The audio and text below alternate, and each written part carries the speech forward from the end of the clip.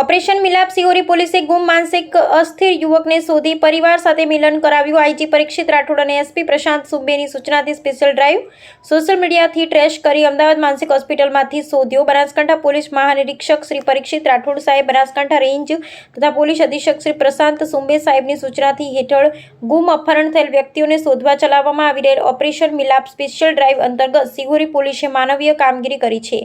નાયબ પોલીસ અધિક્ષક શ્રી સીએલ સોલંકી ડીસા વિભાગ તથા પીઆઈ શ્રી બીએન સગરના માર્ગદર્શન હેઠળ સિહોરી પોલીસે ગુમ માનસિક અસ્થિર યુવકને શોધી કાઢી તેના પરિવારને સોંપ્યો છે। જીઆરડીસી સિહોરી ખાતે રહેતા જયંતિ ભુરાજી ભીલ, ઉંમર વર્ષ 28, માનસિક રીતે અસ્થિર હોવાથી ઘરેથી ગુમ થયા હતા, જે અંગે તેના ભાઈએ સિહોરી પોલીસ સ્ટેશનમાં ગુનો નોંધ કરાવી હતી।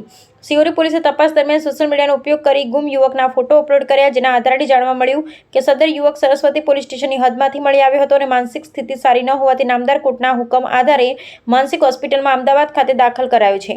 આ હકીકત મળતા જ સિહોરી પોલીસે તાત્કાલિક ફરિયાદી ભાઈનો સંપર્ક કરી તેની સાથે રાખી અમદાવાદ માનસિક હોસ્પિટલ ખાતે તપાસ કરતા ગુમ યુવક મળી આવ્યો। ભાઈને ઓળખી બતાવતા ઓપરેશન મિલાપ હેઠળ યુવકે તેના વાલી વારસાને સુપ્રત કરવામાં આવ્યો હતો। પુત્રને પરત મળતા પરિવારજનોએ પોલીસનો આભાર માન્યો હતો। કામગીરી કરનાર team PI B N Sagar, ASI Hardasbhai Bharmolbhai બક નંબર 1461, યુપીસી મુકેશભાઈ જીતાભાઈ બક નંબર 2384, યુપીસી ભાવેશકુમાર અમૃતલાલ બક નંબર 2343, સિહોરી પોલીસ સ્ટેશન। અહેવાલ રામજીભાઈ રાયગુર, બનાસકાંઠા।